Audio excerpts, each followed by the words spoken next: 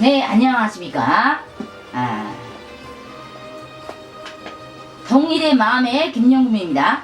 세계에서 이번에는 북한에 대해서 좀 얘기를 해보려고 하는데요. 세계에서 가장 싸고 똑똑한 노동시장이 몰려온다. 여기에 대해서 얘기를 하려고 합니다. 그러면 노동시장이 첫 번째를 말하면요, 북한이 한국보다 공교육이 더 발달되어 있다. 그러면 무엇이 한국 사람보다 교육이 더 발달이 되어 가고 있는지 거기에 대해서 얘기를 하려고 합니다. 지금 한국인들이 흔히 하는 오해 중 하나가 어떻게 해요? 북한의 초등학교, 대학교, 그리고 주체사상과 같은 이념 교육에만 집중되어 북한 사람들이 전반적 교육 수준이 낮을 것이라고 생각을 하고 있죠. 그런데 사실은 이와는 반대로 평주나 평등 등이 교육 이념이 덫에 빠진 한국보다 우월성, 수월성 교육을 강화한 북한의 교육 수준이 높은 편이라고 볼 수 있습니다. 그러면 왜 한국보다 북한이 높을 수 있을까? 여기에 대해서 얘기를 하려고 하는데요. 사회주의의 국가의 북한은요,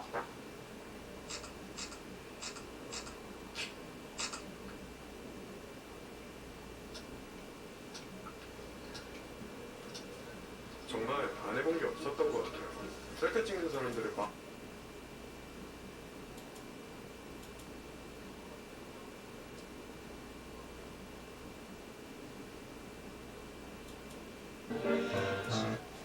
이렇게 북한을 보면은요, 국가의 책임이라는 기초에서 2000년 12년 9월 25일 제12기 6차 최고인민회의에서 12년 의무 교육이 시도를 했고요. 또 인민들이 교육 수준 향상에 대해서 지대에 관심을 가지고 있습니다. 우리 때만 해도 11년제 교육이었어요. 의무 교육이었고요. 지금은 12년제 교육이 실시됨으로써 해서 이게 영어를 비롯한 많은 외국어를 실상을 시켜서 해외에 보내는 그 노동자들뿐만 아니라 어느 정도의 이제 외국에 나간 사람들도 이제 아무래도 거기서 정착을 하지 않아도 몇 년을 있어야 되기 때문에 그 나라 말을 알려고 하고 또 거기에서 교육 자체를 한다고 시킨다고 합니다. 그래서 북한이 지금 80년대에 이미 전문인재 양성의 중요성을 가지고 있고요. 그리고 대학교, 과학기술학교를 비롯해서 교육정책의 승로관을 내걸고 지금 고등학교 6학년 수학교에서 수학교재에서 컴퓨터 알고리를 및 배지 프로그램 교육을 반영해서 학생들로 하여금 컴퓨터 지식을 필수로 배우게 되어 있고요. 물리, 화학, 기초과학기술과 외국어 교육을 지금 대폭 강화하고 있다고 합니다.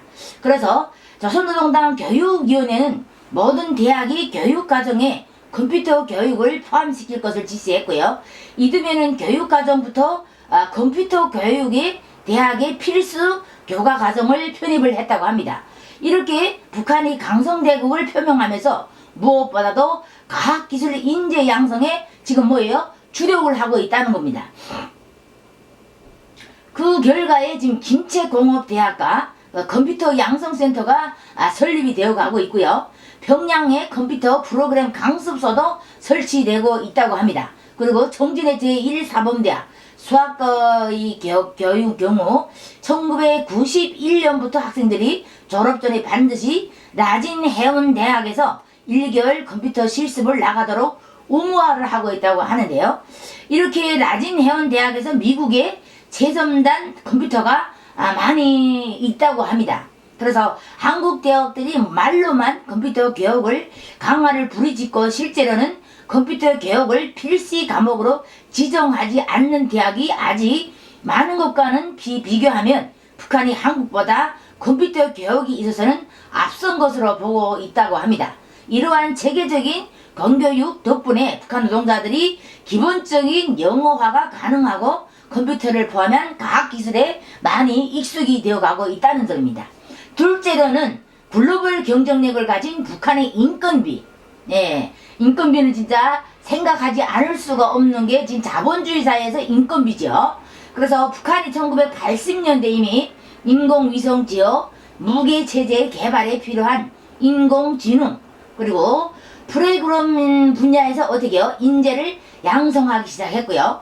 그리고 연구기관에 많은 연구기관에서 이제 대학에 컴퓨터를 설치해서 많은 전문인들을 키워왔다고 합니다.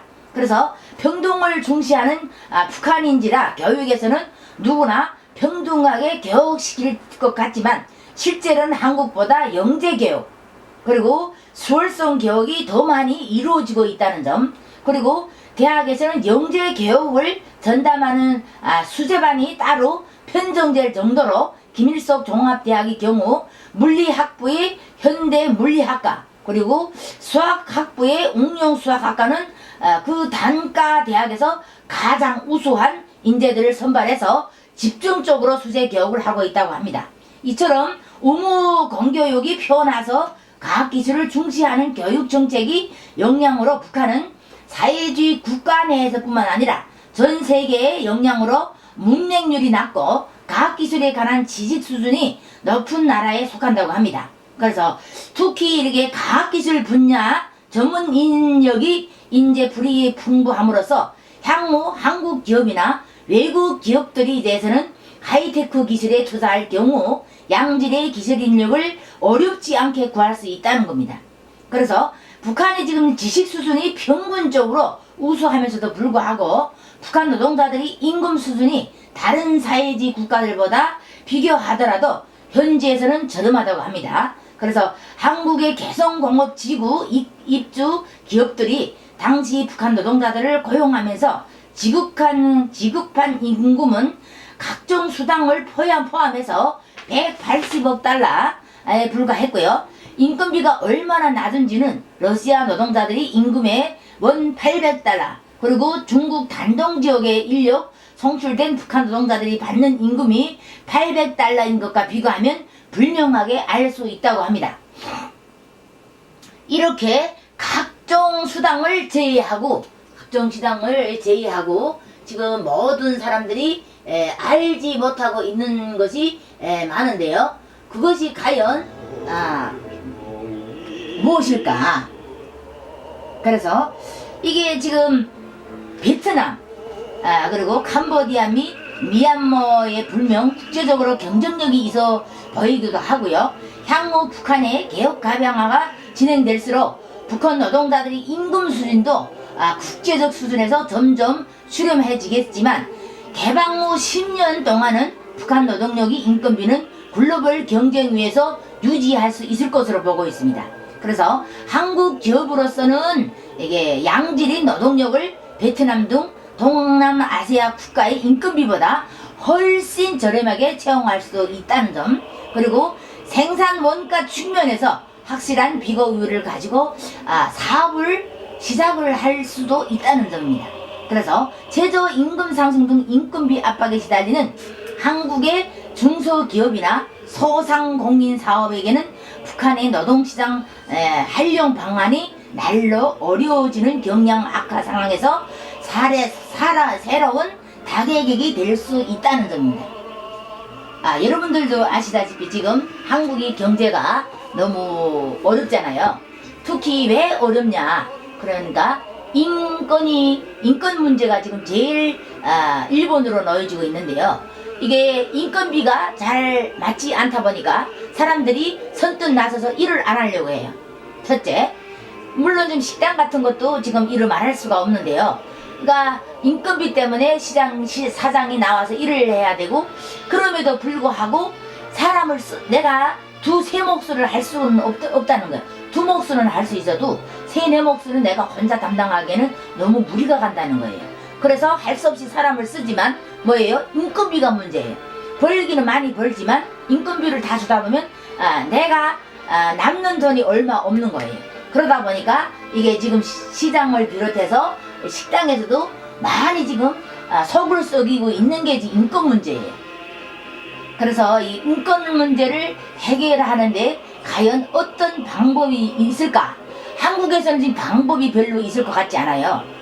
한국은 이미 다 이거 제정된 구매, 그리고 뭐 내부처럼도 10년 넘게 식당을 하다 이게 남의 밑에서 일을 하다 보니까 참모는 얼마 금액이고 주방 보조는 얼마고 벌소비는 얼마고 이런 인건계 문제에 대해서는 정확하게 다 알고 있겠죠. 그러면 내가 10만원 밑으로 가는 거는 내가 용서를 할 수 있지만, 용서가 아니고 할 수 있는 일이지만, 내가 너무 많이 30-40만원 떨어진다 하면 일의 노동력에 비해서는 그 인건비가 나하고 맞지 않다는 거예요. 예, 그렇게 타산을 해보면 북한이 진짜 마지막 남은 미개척 보물섬이라고도 말할 수 있다는 점입니다. 그래서 지금 구독 안 하신 분들 구독과 좋아요를 눌러주시고요. 오늘은 여기서 마치도록 하겠습니다. 감사합니다.